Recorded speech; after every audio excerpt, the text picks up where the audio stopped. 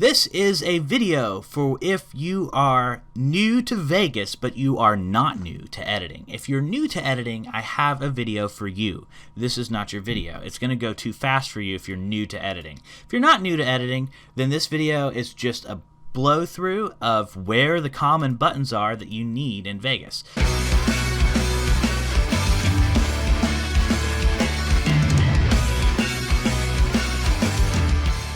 First off, whenever you start a new project, here's your project settings. No, I don't want to save that one. That was just a tutorial. So this is where you can affect all your settings. The ones to pay attention to, this is just preset templates. You can save anything you want as a template with this little save button right here after you've made changes.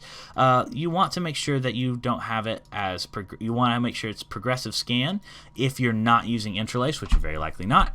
You want to make sure it matches what your expected frame rate of your output is going to be, and that's where you do that. When you want to make sure it matches your video levels that you're expecting to have, here's where you do that. And this is where it picks your resolution quality. When it is rendering, we want to make sure this is set to best. It'll be set to good by default. I don't know why. Set it to best. Motion blur type is good at Gaussian. Whenever the software adds in motion blur, whenever you want the software to add in motion blur, it'll use Gaussian blur to do that. And resample method, it'll try to add in frames. If you ever have like a 24 frames per second footage in a 30 frames per second project, it'll start kind of reinterpreting the frames and creating more frames or less frames depending on what the mismatch is. So if you have a frame mismatch, it'll resample them. Sometimes you want that, most of the time you don't. It'll kind of make your footage look a little blurry and messy, just barely, just slightly. So make sure that this is disabled unless you specifically want to re-enable it. I have a whole video about that if you want to know. But then you're going to want to start all projects with these settings and hit OK. That is your basics to the settings. If you ever want to get back to your settings, just hit this little gear icon right here. So now you're in Vegas Pro proper. So here is where you add media and effects and things like that. We'll talk more about that in a second. This is your preview window where you're going to watch everything. This is your audio where you're going to see everything here. This is your timeline where you do a bunch of editing. One of the biggest differences with Vegas versus other things is the timeline is where you live. You do a lot of editing right here in the timeline. It's very easy to do editing in the timeline, and you're going to like it. So first off, let's add some media. So you can click and drag media to this window, but we're just going to hit this import media button right here, and I'm going to grab a bunch of random things. So I'm going to grab my new intro. You can actually hit import media and you can grab multiple things, like if I want to add a couple of pictures in, and then I can hit OK. So that is the easiest way to import media. You can also move all these things around. You can, if this is in your way, you can make it smaller. You can make this bigger and smaller. You can make this bigger and smaller. You can change everything about it. But if you don't like what you did, if you accidentally delete something, move something, undock something, and you want it back, if you want to dock it back, just hold Control when you dock it back, and it'll go right where you left it. If it doesn't, if you don't like your changes and you're having trouble getting everything back, you can always go to View, Window Layout, and then select Default Layout, and it'll move everything to where it was when you started. If you want to create a video and audio track before you get started, just hit right-click around here and hit Insert Video Track, and you can also insert an audio track. Control Q is for audio tracks, and Control Shift Q adds video tracks for your keyboard shortcut. Whenever you drag a video onto it, it'll say, do you want to match project settings? You can turn this on or off, but I'm going to go ahead and yes for this tutorial, but it will go ahead and that alters these settings right here to the video that you added. So if you added a video that you did not want it to match the settings to, you should have hit no. Now you've got the video here and you've got your audio. You can move it around by just clicking and dragging. You can make a cut to your video and audio by just hitting S. You can create fades by jamming things into each other, and it'll auto crossfade, and it'll auto crossfade however long you want. And you can right click the crossfade and hit fade type to pick whatever kind of crossfade that you want. If you don't want things to crossfade, you can just grab it in the corner here because you have your normal edit tool selected by default. You can grab it in the corner here and just create a fade. And you can arrow through with your arrow keys to see at one frame at a time. If you want to watch your video, just hit play. and you'll see the fade that you have there. If you want to change the opacity of your video, you can do it like that. And you can layer videos just by moving them up and down. Whatever you have highlighted will move. And now you can see the layering and the opacity change on the clip. There we go. And you can move tracks around by just grabbing and dragging the tracks up and down on the side here. We're going to talk more about tracks in a second. One big thing about Vegas, let's say that you want to cut something down and then you have a gap in there. That's normal. And when you have 500 things behind it, you know how frustrating it is to select and move a bunch of things behind something. You can hit Control-Z to undo anything whenever you want to undo anything. But if you have Auto Ripple on, this magic button right here, you can change how much this affects to, but you can just, and it will follow. Whatever you did, whatever is happening behind it will follow suit. So if I hit Control-Z, I'm going to undo it by hitting Control-Z. I'm going to drag a picture into the timeline. The picture is going to sit right here. And then if I have Auto Ripple on, see, it all moves behind it. So I'm going to hit Control-Z again, and I can undo it whenever I want. And you can toggle this on and off whenever you want. If you want to make sure there's no gaps in between your footage, just touch it together and it will auto snap to it. You can turn that auto snapping off right here. That auto snapping is awesome because it helps to make sure that your stuff is butted up together.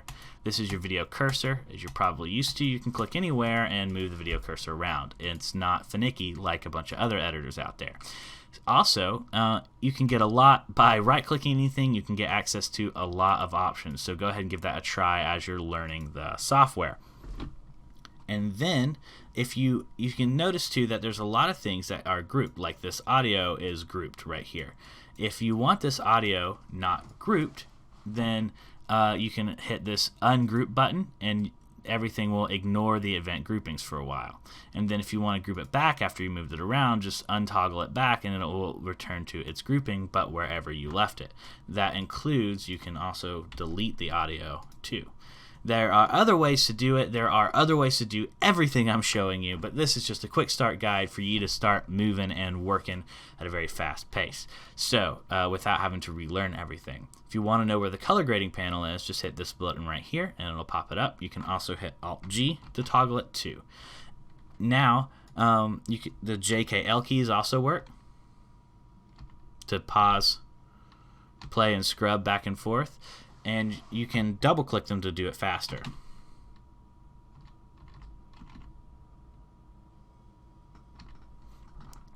You can see right here your audio levels are showing up on the side, but the audio level per track shows up right here on the track. Now, we talked about fades. Wherever you have a fade, you can go to your transitions tab and click and drag any of these fades. And now it becomes a transition. So you can see how this is now a barn door transition. And if I arrow through it, you can see the transition really easily. And you can change anything you want about it right here. And these arrows are animating and keyframes. I'm not going to cover that in this tutorial, but if you're wondering, how do I change things about anything? Anytime you see a clock with a plus by it, which is going to be all the time, that means you can create keyframes for it. So wherever you have crossfade, you can pick whatever kind of transition you want, and you can search for them here or look through the different types up here in these tabs. But you can add that right there. If you create a transition that you like and you want to use again, you can always rename it to something. And then you can type, just hit Save Preset, and it'll show up down here. I've done that before with chalk. Whenever I do chalkboard writing, this is a preset that I've made. If you want to get rid of the transition, just you can open it back up by hitting this transition properties, and then just hit this F and an X next to it, which is remove. And then you can remove the effect or the transition effect. So now that's adding transitions. Video effects are very similar. So you can see this is the TV look. If I add that to a clip, it adds it to just the video event that I clicked and dragged to. If I want to get back to it, I can just hit this button right here to get back to it, and you can see it adds, it's already added a color grading effect because I've opened the color grading panel, but it adds it up here. This is the effect chain. You can add multiple things to something, and you can see now it's got two effects, And the question is, does it do the TV simulator first and then the starburst? Yes. If I swap it, then it'll do the starburst and then the TV simulator. You can see how that makes a change because these happen in order. So that's important, especially when you're doing corrective effects. So if you want to remove them, you can remove them. If you want to add them, you can add them. Just click and drag. Super simple. And you can always, all these effects, all of them have keyframing abilities where you can add and change your keyframes over time. That's handled in a different tutorial, but I just want you to know that it's there for this one. You can change your specialties about whatever it is, and if you unclick this box, you can see it with or without. You can bypass the effect, right? So if this is unclicked when you render, it won't render out with it, but if it is clicked, it will render out with it. You can hit FX to remove it there. You can add effects to several different places. You can add it to just the clip, where you can see that it adds it to the clip but not another clip, and you can also add it to the track, where it adds it to everything on the track, but if I move it to another track, it doesn't affect what's on the other track. It just affects what's the effect is added on the track. You can get to track kind of things in the hamburger menu. Like you can hit the hamburger menu, then hit track effects and get back to the effects that are on the track. And if you want to remove it, then you just hit remove right there. And same as the other. And you can also drag to this effects box right here, and you can add it to everything in the project. That adds the effect to the entire project. So now S to cut. S makes it cut anywhere you want. Highlighting something and hitting delete removes something. You can add as many copies of anything you want into the timeline. You can move it around any way you want in the timeline just by clicking and dragging. And a couple things to note too. When you create fades, like for audio, this is changing volume, but you can also change the gain too. You can see how these lines connect, right? That just is logically, it makes a lot of sense. So this is the individual clip gain, but you can change the volume of the whole track right here, and you can change the volume of tracks individually.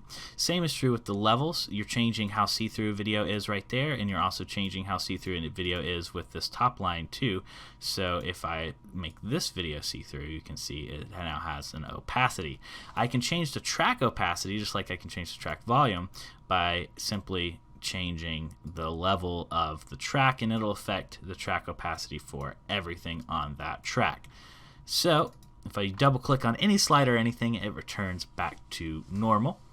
If you go to media generators, your media generators tab, you can search through all the different kinds of media generators and again go through the tabs of different types of things, but we're going to go to all plugins and we're going to go to titles and text, and I'm going to drop titles and text right down here on this clip, and I'm going to exit out of that and hit Control-Shift-Q to make a new track, and then I'm going to put it on this top track here. With the sample text, you can see it is pretty mundane, but we can do 100 million things to it, and you can make 100 million of these things if you want to. There's so many things you can do with these things, so just by grabbing the default and dragging it onto the timeline. So when I hit this button right here, it lets me edit the text. It's just like a text box. And then a lot of effects and text and things like that, whenever you see this little box right here, it means you can manipulate it right here on the preview window. So some things you can't, but a lot of things, especially a lot of the newer effects and things, you can manipulate right here on the timeline window. Super handy. But over here is where you get your fine-tune controls, and you can highlight something and you can change its font to whatever you want. You can change the text color right here at text color. You can change the size with the scale, but you can also change the size with just grabbing the corners and moving it up and down too for the text box.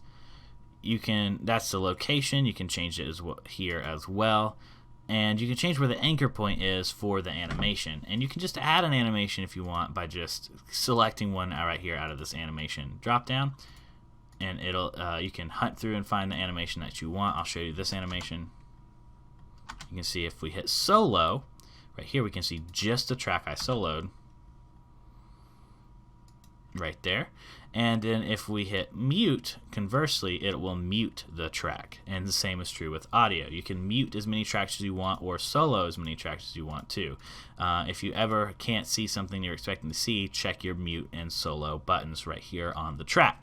So back to your text box, you can also do advanced things like background, how see-through your background is. You can also do how see-through your text is here too. anything again with a box means it can be keyframed. You can manually move it around and size it per frame of the video. Again, for a different tutorial, but I just want you to know that's there, because you'll be like, how do I keyframe that? Boom. All these buttons just, there you go. Get started. Have fun. So I have another tutorial for that. So this is simply your outline here. You can change the color of your outline, add an outline, boom. And you can also do the same with shadow by toggling it with this box, and you can change the color of the shadow, the size of the shadow, the blur of the shadow, etc., etc. All right, here on the text window. So that is adding text, adding pictures, adding video, adding effects to them. The one thing you probably are wondering now is there's a couple of things you want to do. What if you want a special editing tool? Like you don't want the general one, you want something about slipping the clip or cutting the clip. It's all right here. You can do the shuffle tool, the slip tool, the slide tool, the time stretch and compress tool, which is just a simple making it take more time or less time to complete the video, which is speeding up and slowing down video. That's not, I have a whole video about that topic, but this is one of the simple ways you can do it. The normal edit tool gives you access to a lot of these things right here, except for the slip. So shuffle tool is one I want to point out too. It's cool because it just kind of shuffles where they are on the timeline. I like it. It's a big time saver. You can see here is the select tool where you can grab and select multiple events if you want to. Bus. Yes, you can add audio effects. You can just right click and add an audio effect too. The same way you can right click and add an audio effect, and just something like reverb, you can add it and then hit OK, and then you have an effects change just like your video effects. You can manipulate all like your video effects. You can remove it like your video effects. You can go back to it with this little button here like your video effects. Another thing too is you have your event pan crop button. This button right here is a very common place you're going to live. Hit your event pan crop and you can see this is your field of view. This is where you can keyframe your field of view. You can make mask on your field of view. There's other ways and cooler ways to do masking, but that's simple masking where you can draw mask.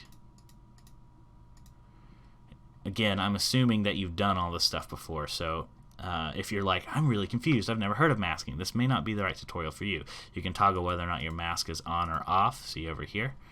And you can also, when you hit back to position, you can change your position, whether it's curved, zoomed in, zoomed out, whatever. You can change all that here and keyframe all of that. So if you're ready to render out, you can render it out whatever you want. Just grab above the timeline here and you can grab, this is your in-out region, you can just grab it and select it and it should auto snap to videos. You can see that little auto snapping button, like highlight right there.